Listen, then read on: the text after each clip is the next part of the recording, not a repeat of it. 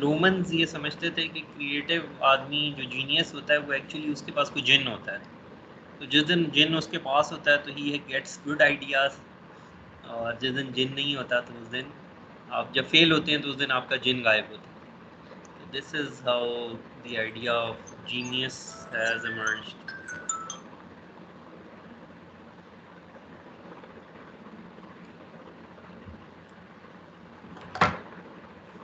अच्छा, तो उसके बाद this author is talking about a very famous literary person from the, I think so, the last century. So that woman is describing how she gets new ideas. तो आप सुने ज़रा इसको।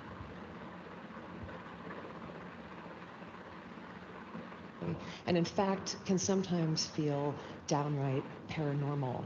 I had this encounter recently where I met the extraordinary American poet Ruth Stone, who's now in her 90s, but she's been a poet her entire life. And she told me that when she was growing up in rural Virginia, she would be out working in the fields, and she said she would like feel and hear a poem coming at her from over the landscape. And she said it was like a thunderous train of air, and it would come barreling down at her over the landscape. And when she felt it coming, because it would like shake the earth under her feet, she knew that she had only one thing to do at that point, and that was to, in her words, run like hell. And she would like run like hell to the house, and she'd be getting chased by this poem. And the whole deal was that she had to get to a piece of paper and a pencil fast enough so that when it thundered through her, she could collect it and grab it on the page. And other times she wouldn't be fast enough, so she'd be like running and running and running, and she wouldn't get to the house, and the poem would like barrel through her, and she would miss it. And she said it would continue on across the landscape, looking, as she put it, for another poet. And तो अब क्या समझ में आई आपको ये जो second बात इसने की है उससे, कि वो खेतों में होती थी, शायरा थी, और उसको लगता था कि वो कोई आंधी चल रही है तो ये पोएम मेरी तरफ आ रही है, तो वो भाग कर जाती थी, और अगर वो घर पहुंच जाए before the poem catches her, तो she can write it down on a piece of paper, और अगर वो घर ना पहुंच सके तो वो पोएम जो है ना वो निकल जाएगी किसी और ऑथर की तलाश में।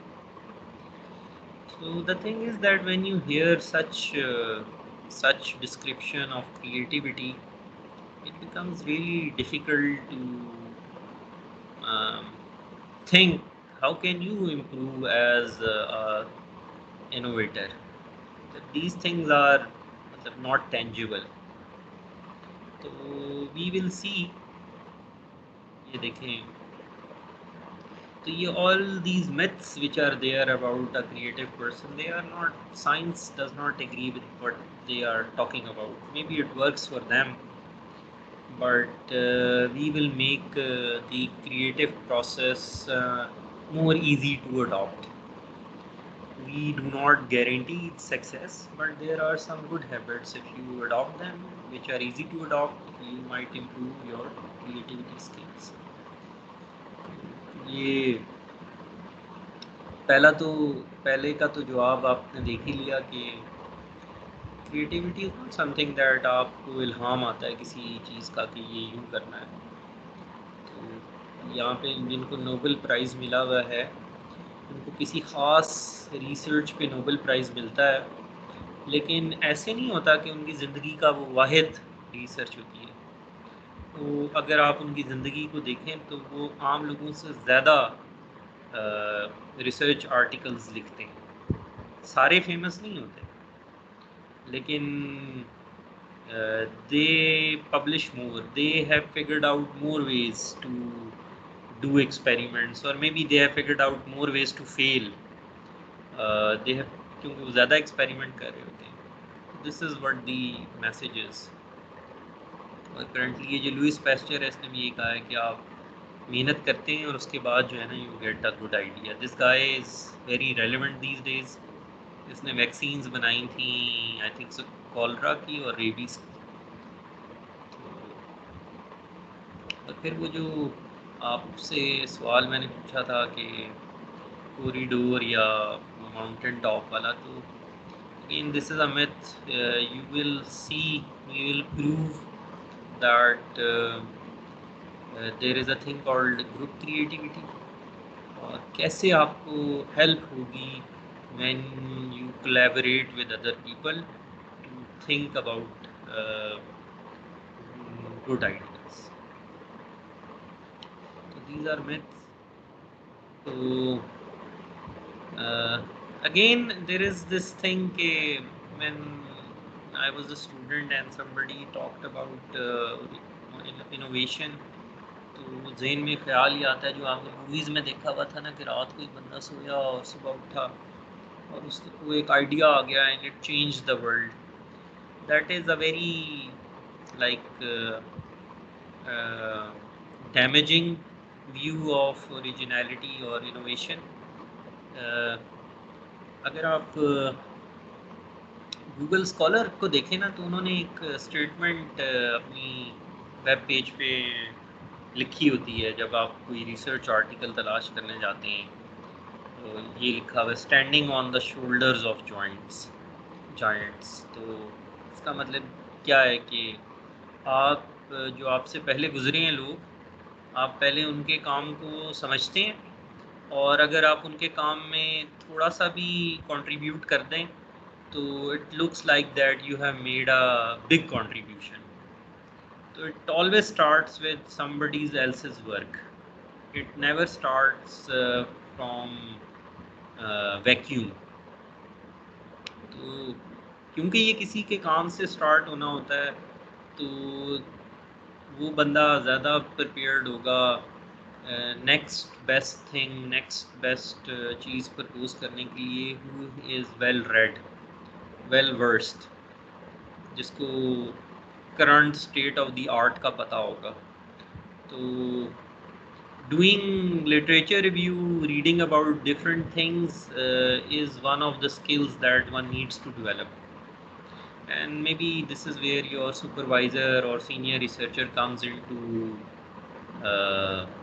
play, because you as a student, you are very good with technical skills, and you need to find a senior researcher who can bring you up to speed with what is the open question right now. So maybe he might not help you as much in solving the problem, and you may not need his help. You know how to program, you know how to conduct experiments, but you really need someone who knows the history of the area where you want to work in. So those senior researchers, they have a clue about the open questions, and you just need to, once you know what the question is, finding and the answer is maybe very easy. We will see. So this is one assumption which generally have कि मैं जो है ना, I will dress smart and I will visit the MSEEAI program in SEEKS, और जो है ना मैं जो है एकदम से जो है ना मेरे अंदर कोई चीज़ पैदा हो जाएगी which will make me more creative. One day I will get up and change the world. मैं पानी से चलने वाली गाड़ी बना लूँगा. So these are the journal assumptions. ये तो खैर हमने देख ही लिया कि कुछ जीनियसेस ने पानी से चलने वाली गाड़ी भी बना कर दिखाई थी, क्योंकि उनका रिसर्च से तो कोई, they were not part of the research world, so they didn't know कि भाई क्या हो चुका है और what is doable. तो for a scientific innovator, you need to be a good reader, and more importantly, you need to find a senior researcher who has read a lot, and then you can use your technical skills and the experience of the other team members to come up with a novel solution. So it's a team effort. This is again another commonly held belief, which I think so I also had similar kind of belief. You need to, innovation means that you have changed the world. A single thesis, a single degree obviously you are putting too much pressure on yourself if you start with this mindset.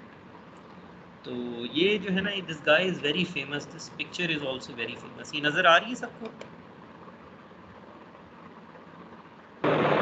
Yes sir. तो according to him ये जो blue circle है ना, ये may be this is your high school, and green circle is your master bachelors degree, pink circle is your masters degree. तो और ये जो ब्लैक आउटर सर्कल है, this is the current state of the art. और फिर आप क्या करते हैं कि then you read and read and read and read on a specific topic and you reach to the edge of the human knowledge, or then you work hard and you try to make a small contribution. तो आपके लिए तो ये वाली picture होती है, आपने तो ज़िंदगी में बहुत बड़ी अचीवमेंट कर ली. आपको तो ये छोटी सी जो आपकी कंट्रीब्यूशन है, जब आप अपना थीसिस डिफेंड कर रहे होते हैं, तो आपको तो ये लग रहा होता है कि, और एक्चुअल पिक्चर वो ये होती है. And this left picture is, दोनों ठीक हैं, आपने कंट्रीब्यूट किया है. Making a small dent in the state of the art is the goal of a PhD researcher. उसमें ही cannot extend the entire radius of this black circle. वो किसी एक छोटे से पॉइंट पे ना, you need to focus your energy. तो this is a very famous picture. तो again, in order to channel your energies, what you need to do is find a person who knows कि किस direction में जाएंगे ना, तो ये छोटा सा डेंट करने में आसानी है, which is the low hanging fruit, जो हम कहते हैं कि कौन सा काम है जो कि करना आसान है. And then there are some ideas which are called an idea for future, कि जो अभी डूएबल नहीं है. यू डू एन एक्सपेरिमेंट लेकिन करंटली डूएबल नहीं है. फॉर एग्जाम्पल, आज से 30 साल पहले शायद हर बंदे को मॉनिटर करना, उसकी एक्टिविटी मॉनिटर करना पॉसिबल नहीं था. लेकिन अब क्योंकि everybody carries a mobile phone, तो you can do some experiment which was not possible 30 years ago. तो अगर कोई सोच भी लेता कि हर एक के पास एक सेंसर होना चाहिए, मैं हर बंदे को एक सेंसर पहना कर उसका डेटा रिकॉर्ड करूँगा अराउंड द वर्ल्ड. जिस तरह आप ये देखें, इसकी कॉन्क्रीट एग्जांपल है ये जो गूगल मैप्स पे आपको ट्रैफिक पैटर्न नज़र आता है. आज से 30-40 साल पहले ही producing this simple app which tells you कि किस सड़क पे कितना रश है, ये बहुत मुश्किल होना था, बहुत एक्सपेंसिव होना था. तो obviously not single lab does not have that kind of resources. तो उस वक्त ये एक्सपेरिमेंट ट्राई करना थोड़ा मुश्किल था, लेकिन जब ये सबके पास मोबाइल फ़ोन आ गए और फिर तो बहुत ही आसान हो गया. Anyways, you need to, so first you need to figure out what has been done before. और जब आपको ये पता चल जाता है, तो then you need to make a small contribution and that is good enough. So it is not as difficult if you are moving in the right direction. तो ये जो तो अब जो है ना, हमने कुछ myths डिस्कस कर ली हैं. अब we will try to give concrete examples and concrete exercises. तो हमारे 3 phases हैं. पहला फेज़ ये है कि we need to come up with a good idea. उसके लिए हमने कुछ exercises develop करनी है, and then we need to write well. We will see what are the challenges when we are writing, and those are the challenges which we were never taught. And they are mostly related to our habits, not our English writing skills. फिर उसके बाद जो है ना, then there are these presentation skills. तो ये जो आप फिगर देख रहे हैं, this is again a very famous picture, not famous but very well known from MIT. तो they have this exercise on how to generate new ideas. तो according to them, ये जो हैं, ये जिनका नाम लिखा हुआ है MIT लैब में, रमेश. तो let's say you hear about a paper from a very good conference, and जब आप कोई भी पेपर पढ़ते हैं ना, तो there are 2 feelings that come दो तरह की फीलिंग्स होती हैं, एक तरह की फीलिंग कॉमन होती है और एक ज़रा one feeling you need to develop कुछ एक्सरसाइजेस से। तो जैसे आप फ़र्ज़ करें आपने कोई आइडिया सोचा और आपने गूगल किया कि अच्छा, and then you found a paper which is doing exactly the same what you thought, तो you will be filled with very negative emotions, and this is the thing that will happen really frequently, क्योंकि pushing the boundary of human knowledge is not an easy thing. So, but most of the students, research students, they feel these negative emotions, and here there is an exercise to help you overcome from this negative emotion. आप कहते हैं कि अच्छा चलो अच्छा हो गया, ये काम तो हो गया ना, तो अब अगर ये काम हो गया तो नेक्स्ट काम क्या हो सकता है इसको इस्तेमाल करके। तो if this is x, what is next, तो फिर कुछ एक्सरसाइजेज हैं।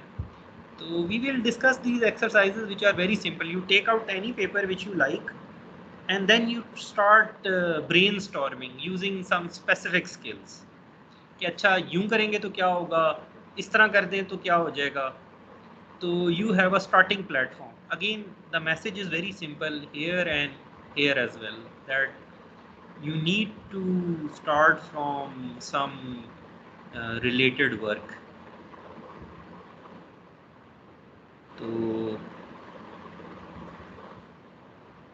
मैं आपको एक इंटरेस्टिंग एग्जांपल दे देता हूँ, इफ़ आई कैन। ये आप मुझे बता सकते हैं कि कब लॉन्च हुआ था स्पेस शटल, सैटेलाइट कब लॉन्च हुई थी?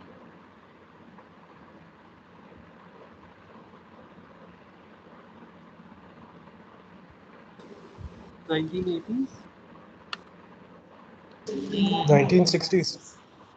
80s में तो बहुत देर है, हम चांद पे पहुंच चुके थे, पता नहीं 60s में। तो हुआ ये था कि यू विल सी के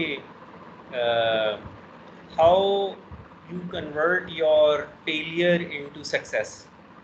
तो हुआ ये कि 1957 में ना, I think so, Russia launched it's first satellite.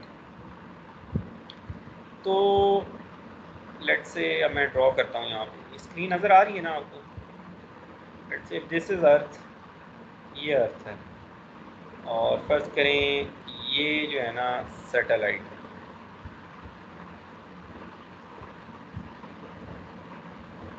तो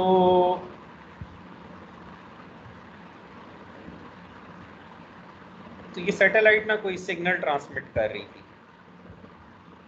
तो ये सिग्नल जो है ना दुनिया में ना आप अमेरिका में भी रिसीव कर सकते हैं और आप रशिया में भी रिसीव कर सकते हैं, ठीक है। तो रशियंस ने तो लॉन्च की थी ना, तो वो ये सिग्नल इससे रिसीव कर रहे थे, जो कनेक्शन था।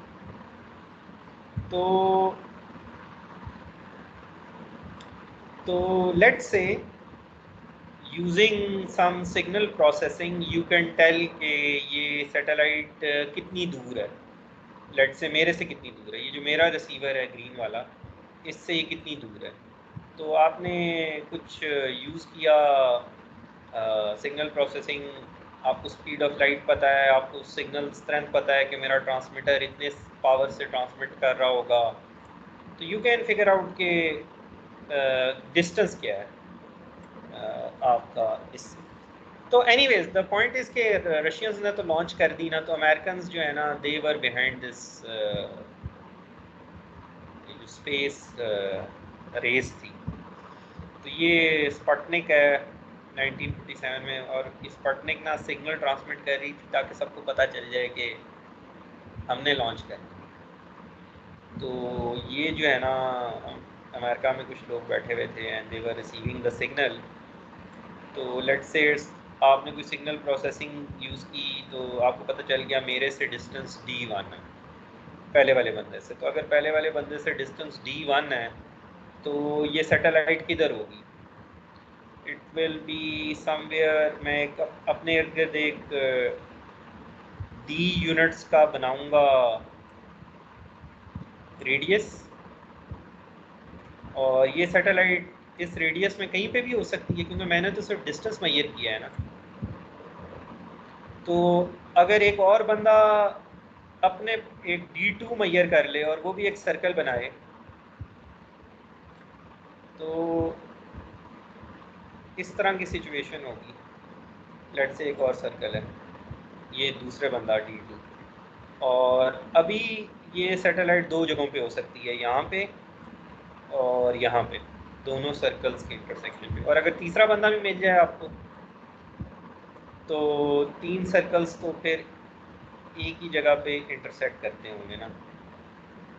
तो आप जो है ज़मीन से बैठकर ये बता सकते हैं कि सैटेलाइट अभी एग्जैक्टली कहाँ पे है। ठीक है, ये समझ में आ गई बात। 3 रिसीवर चाहिए आपको, और तीनों रिसीवर से आपको डिस्टेंस चाहिए। Do you agree with me? Yes sir. Yes sir. अच्छा, तो अब ये जो मैं आपको दिखा रहा था ना कि ये जो स्किल सेट है, ज़रूरी नहीं है कि आप किसी भी पेपर पे अप्लाई करेंगे तो you will get the next big idea, but sometimes this gets your imagination warmed up, this exercise. So the moment you read anything or you hear anything new, you start doing something similar in your brain. अच्छा ये करेंगे तो क्या होगा, ये करेंगे तो क्या होगा। तो अब जो अमेरिकन साइंटिस्ट था ना, उसने कहा कि अच्छा सैटेलाइट आसमान में चली गई है, इसका मतलब है satellite, you can launch a satellite. और उसने कहा कि अभी जो है वो क्या कहते हैं, जो मेरा रिसीवर, मुझे पता है मेरा कहाँ पे है, ज़मीन पे, लेकिन मुझे सैटेलाइट नहीं पता। तो अगर हम 3 बंदे मिल जाए ना, तो हम बता सकते हैं कि कहाँ पे। तो इसने कहा कि अच्छा चले, ये सैटेलाइट चली गई स्पेस में, और अब हम इमेजिन करें कि 3 सैटेलाइट स्पेस में चली गई हैं। ठीक है, तो अब इसने रिवर्स कर दी प्रॉब्लम। इसने कहा कि जो स्टेशनरी होगा ना रिसीवर, वो वो आसमान में होगा। ये satellites they revolve around the earth, मतलब अर्थ ज़मीन घूमती है तो ये सैटेलाइट्स भी ऐसे ही घूमेंगी। ये इसको बोलते हैं जियो स्टेशनरी। तो अब अगर आप इमेजिन करें कि एक रिसीवर ज़मीन पे मूव कर रहा है बार बार, और वो चाहता है कि मुझे अपनी ज़मीन पे लोकेशन पता चल जाए, तो उसको पहली वाली सैटेलाइट से डिस्टेंस मिल जाएगा, उसको दूसरी वाली सैटेलाइट से डिस्टेंस मिल जाएगा, और उसको तीसरी वाली सैटेलाइट से डिस्टेंस मिल जाएगा। तो क्या हो जाएगा, पहले हम स्पेस में एक थी, ज़मीन पे 3 रिसीवर थे, अब ज़मीन में एक रिसीवर है और आसमान में 3 ट्रांसमीटर हैं। तो सेम प्रॉब्लम अगर आप सॉल्व करें तो you can find your location, and this is what we call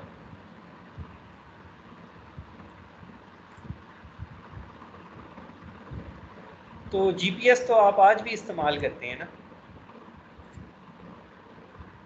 तो यू सी, उसने प्रॉब्लम को इन्वर्ट कर दिया। उसने कहा कि अच्छा बाकी सारे काम हो गए, अगर मैं इस प्रॉब्लम को इन्वर्ट करूं तो I can find the location of any moving receiver on the earth. तो he came up with this thing which is more famous than the original invention of like maybe launching a space shuttle, a satellite. तो you see कि अगर आपको कोई आप अच्छा idea सुनते हैं तो then you can play with this thing कि अच्छा इसकी इनपुट को आउटपुट बना देते हैं और आउटपुट को इनपुट बना देते हैं। It is not always obvious कि प्रॉब्लम को इन्वर्ट करना क्या होता है, लेकिन बार इन्वर्ट करने से जो है ना इनोवेशन अचीव होती है। बहुत सारे आइडियाज़ ऐसे ही होते हैं कि ये हो गया है, इसका उल्टा कर दें, तो बहुत सारा काम तो बीच में हुआ हुआ है ना। तो then you can come up with the new idea. तो we will discuss this entire hexagon जब हम आइडिया डिस्कस करने की ये बारी आएगी तो how to generate new ideas. तो you see people have figured out, or at least they have designed few exercises for your brain. If you keep on doing over the course of let's say 5-10 years, तो कुछ तो ऐसे चीज़ें होंगी ना जिनसे आप कुछ इनोवेट कर लेंगे। तो it is a habit which one needs to develop। जैसे ही आप कोई चीज़ सुने which is novel, new, you start thinking in along these lines कि अच्छा ये करके देखते हैं, क्योंकि बहुत सारा काम हो चुका है। तो we will go through this exercise। तो this is more doable as compared to वो जो आप सुन रहे थे ना कि वो वहाँ से कोई आंधी चली तो पोएम आई और पोएम जो है ना उसके पहुँच गई उसके पास। तो इस तरह ये जो these things, these mysterious descriptions on how to get new ideas, it's maybe just a tradition or a requirement of the creative world, like artists हैं, but science has easier ways to come up with something new।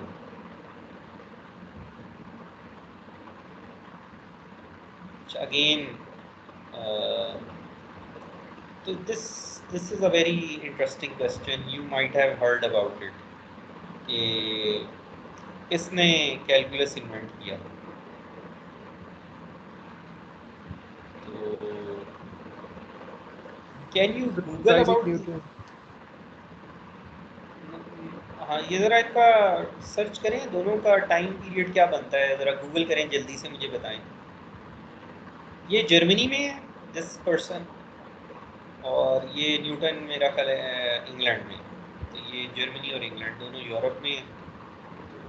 Search करें ज़रा इनका time period क्या बनता है।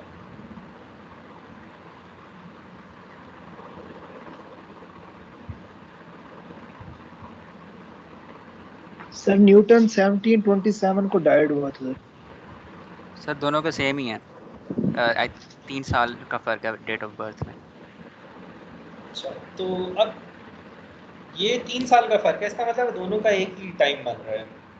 तो अच्छा, इनका टाइम एक बन रहा है, तो इन्होंने एक ही प्रॉब्लम का सलूशन दिया है। कुछ प्रॉब्लम्स एग्जिस्ट करते होंगे उस टाइम पे जिनका सलूशन रिक्वायर्ड होगा, और इन दोनों ने प्रेजेंट किया है। और अगर आप हिस्ट्री में जाके देखें ना, तो दोनों ने ये किसी एक ने कंट्रीब्यूट नहीं किया। अब वो जो वक्त था 16th सेंचुरी या जो भी सेंचुरी बनती थी, 17th सेंचुरी बनती थी, क्या सेंचुरी 15th है 16th है, कौन सी सेंचुरी है? 17th sir. 17th। हाँ, तो वो 17th सेंचुरी में तो हमारे पास वो नहीं होते थे ना, मोबाइल फ़ोन और इंटरनेट, और कनेक्टिविटी कम थी। तो इन दोनों ने इंडिपेंडेंटली डेवलप किया and they used it independently, और वो ठीक था। तो ऐसे नहीं था कि इन दोनों ने किसी तीसरे बंदे से सुना था तो इन्होंने जल्दी से करना शुरू कर दिया। तो अब सरप्राइजिंग जो इसमें बात है ना, जो कि हम डिस्कस करेंगे, ये जो इस किताब में इन्होंने बताया हुआ है, तो ये है कि ये तो बहुत फेमस एग्जांपल है ना, लेकिन एक लॉन्ग लिस्ट ऑफ इन्वेंशंस है कि जो एक से ज़्यादा लोगों ने की और एक वक्त में की। तो इसका मतलब जो है वो ये है कि जिस तरह ये मैंने आपको सैटेलाइट वाली एग्जांपल दी ना, कि अब the state of the art had reached a point where you can develop GPS। तो हिस्ट्री में मतलब you need the state of the art to reach a certain level, और उसके बाद जो है ना वो you can build on top of that। तो वो टेक्नोलॉजीज़ ऐसी आ गई होती हैं कि अब ज़रूरी नहीं है कि एक ही बंदा सोचे। तो जो अब थोड़ा हो गया कि जो पहले सोच ले वो इंटरनेट पे पोस्ट कर देता है, तो पता चल जाता है कि किसने पहले किया है, which I don't think so is a very good thing, क्योंकि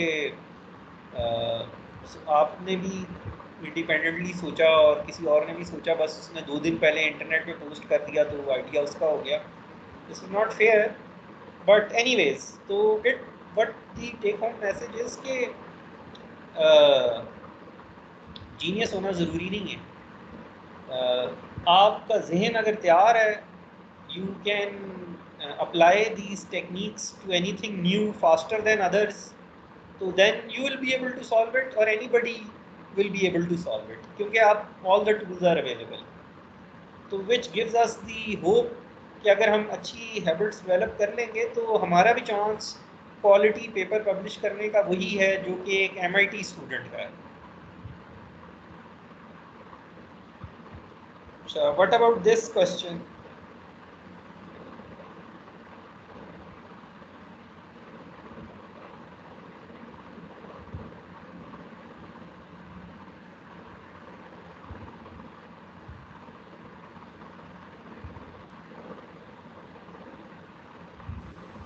In terms of complexity of structures, I think cities. मतलब दूसरे लफ्ज़ों में शहर के रहने वाले ज़्यादा क्रिएटिव होते हैं या गांव के रहने वाले ज़्यादा क्रिएटिव? गांव के रहने वाले. हाँ, मेरा ख्याल है एक और पोल कंडक्ट करने का टाइम आ गया, बट अब मेरे पास वो है नहीं लिंक, तो चलें बाद में कर लेंगे. तो हम ये देखेंगे how many of you agree on many people are more creative. तो अगेन हम साबित करेंगे कि जो आपकी राय है इट इज़ नॉट सब्सटेंशिएटेड. ये आपने बस क्वेश्चन याद रखना है. So since today is the first lecture, we just want to like cover all the big questions we want to address. How about this one? कि लैब में invention होना likely है या कॉरिडोर्स में इन्वेंशन होना लाइकली है?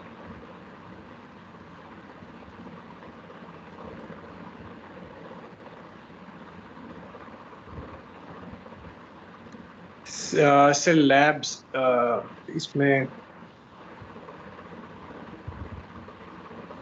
ठीक है. सर क्योंकि लैब्स का पर्पस ये होता है कि उस अगर आपने इनोवेशन करनी है तो आपका माइंड जो है वो कॉन्सेंट्रेट ज़्यादा is more likely to concentrate towards innovation.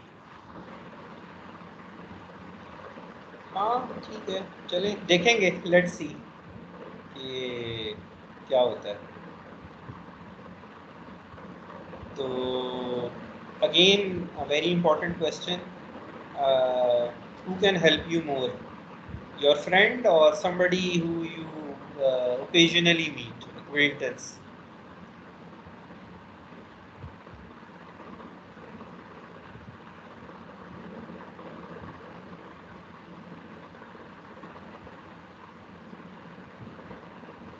Sir neutral. नहीं, इसमें कोई सही और गलत जवाब तो नहीं है ना. You can pick one. Acquaintance, I guess. Let's see. So we will find concrete answers to all of these. इसका आंसर सिटीज़ है, इसका आंसर कॉरिडोर है और इसका आंसर एक्वेंटेंस है, और क्यों है वो हम देखेंगे. तो अगर तो यही आंसर हैं तो I should be having more acquaintances than friends. I should be spending more time outside my workplace at least. So now this is a very interesting thing. When you do an experiment और आपने कोई आपका hypothesis होता है और आपने experiment किया और वो फेल हो गया, मतलब हाइपोथेसिस गलत प्रूव हो गया, तो this will frequently happen for early researchers or in any project. So what the feeling that you have again is a very negative feeling. जिस तरह यहाँ पे हमारे पास नेगेटिव फीलिंग आ गई ना, हमने कुछ देख लिया और वो बिल्कुल उस जैसा था जो हम करना चाहते थे, तो हम we stopped thinking and we gave up. But people have developed exercises to like go for the next big thing. So they take it as a good thing कि चलो ये तो हो गया ना, ये तो किसी ने कर दिया, तो ये तो हमें नहीं करने की ज़रूरत. तो बहुत सारा हमारा काम हो गया है, बस अब हम जो जिसने मेहनत कर दी है हम उसमें थोड़ा सा ऐड करेंगे कुछ, और फिर वो हमारी कंट्रीब्यूशन है, स्टैंडिंग ऑन द शोल्डर है। इसी तरह जब when you conduct an experiment and it fails, तो जनरली व्हाट हैपेंस इज कि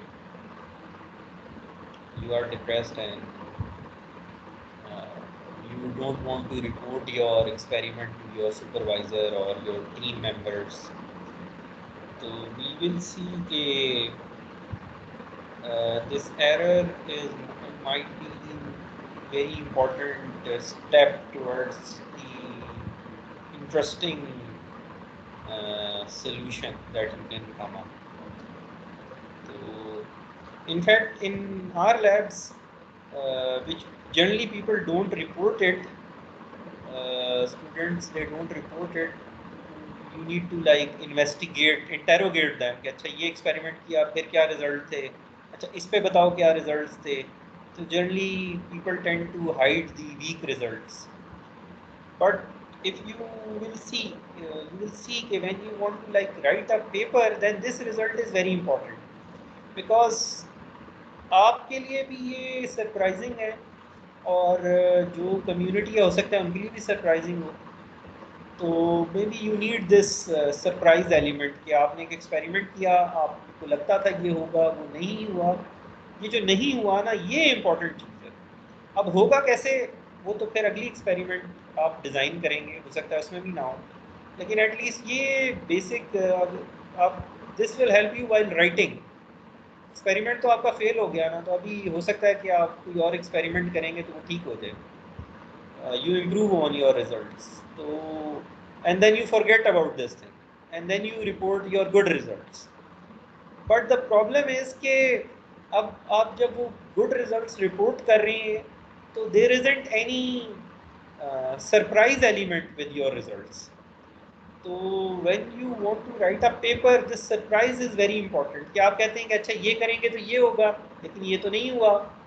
तो then people start listening you के, तो we will see के these failures are very important and people don't report it. तो supervisor को पता नहीं होता कि क्या interesting findings थी. तो this is again we will see some actual experiments की तो ये बहुत इंटरेस्टिंग एक एक्सपेरिमेंट है. उन्होंने किया ये कि आपने वो शो देखा है बिग ब्रदर, या पता नहीं क्या कहते हैं उसको, एक शो होता है जिसमें कि हर वक्त हर जगह कैमरे लगे होते हैं और लोग पता नहीं एक घर में ठहरे होते हैं, they are being recorded all the time. वो शो देखा हुआ आपने?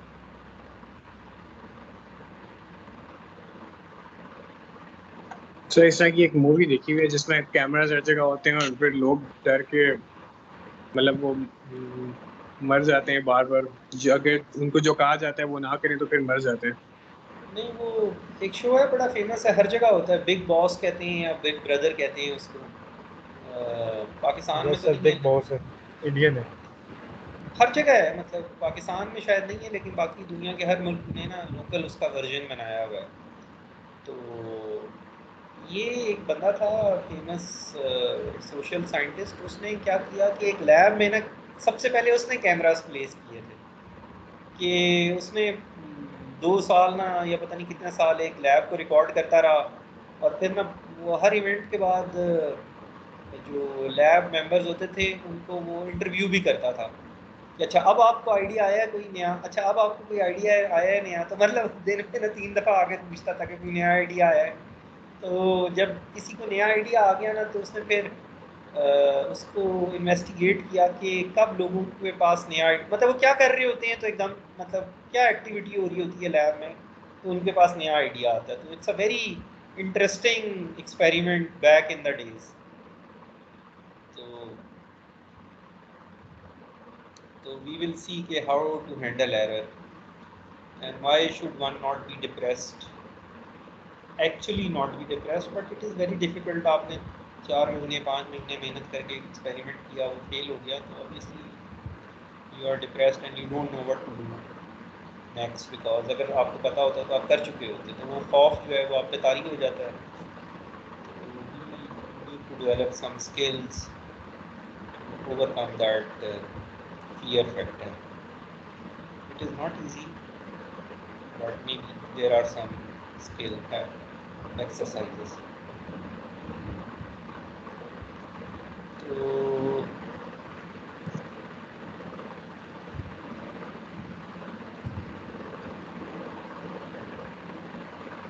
अच्छा चलें, अभी हमने डिस्कस कर लिया कि अच्छा कोई आपने चीज़ पढ़ी और आप उससे नए आइडियाज़ कैसे आ सकते हैं, but maybe where should you be spending your time, in the lab और in the corridor, in a crowded corridor और ऑन माउंटेन टॉप। एक तो ये है, ये this is our daily routine कि हम अगर अपनी रूटीन चेंज करेंगे तो would it help us, we will see. एक ये भी पार्ट है बहुत इम्पोर्टेंट हमारे डेली लाइफ का, स्लीप। तो देयर आर टू पैटर्न्स जो आपको नज़र आ रही हैं कि एक बंदा है जो कि रात को सोता है और दिन को भी थोड़ी देर सोता है, एक पैटर्न ये है, this is the most common pattern. और एक पैटर्न आपको ये नज़र आ रहा है कि आधा घंटा सोए फिर जाग गए, फिर आधा घंटा सोए फिर जाग गए। और may be the third pattern के बस आप एक ही दफ़ा सोए। तो which of these patterns do you think is more healthy approach?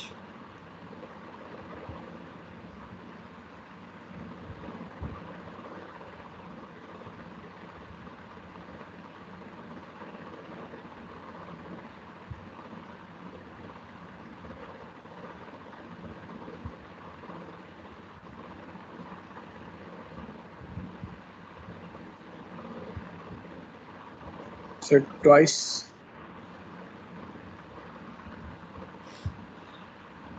हाँ, तो so this is again a very interesting study जहाँ पे ना इन्होंने नोट किया कि the people who have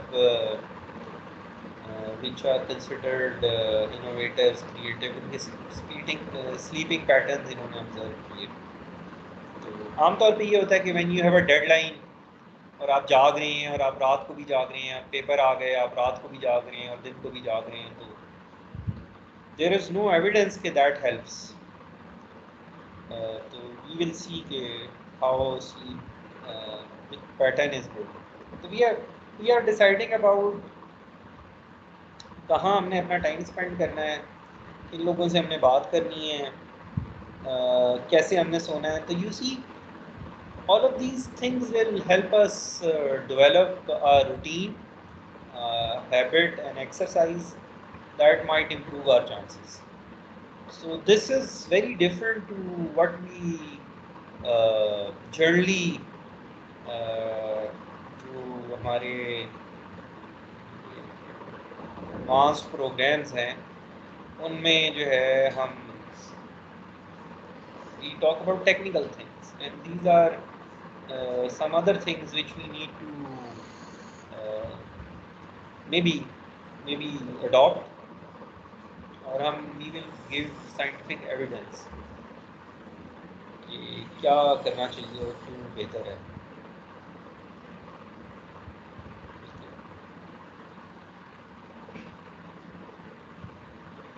तो कितने ट्रायंगल नज़र आ रही हैं आपको लेफ्ट साइड में?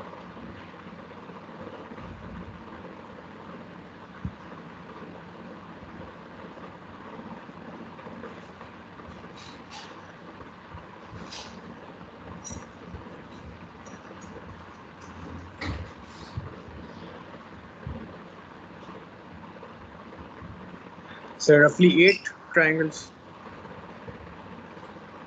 सर टेक्निकली कोई भी बाउंडेड नहीं है।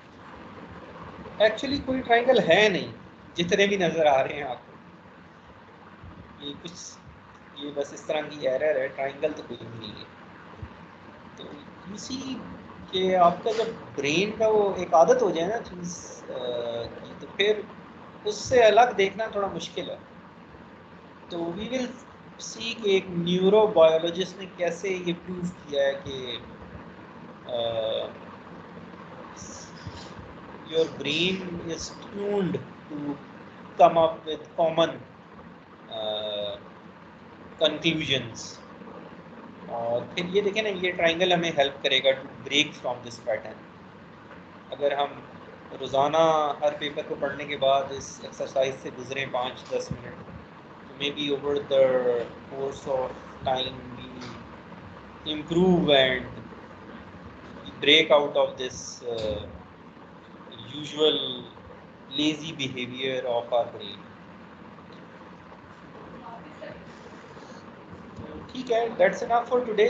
So next time when you come for research methodology course, आप जो है try to find a lab जो free हो, कंप्यूटर लैब आप जाके पूछें, ताकि हम जो है ना we want to work with some softwares, क्योंकि technical writing needs technical software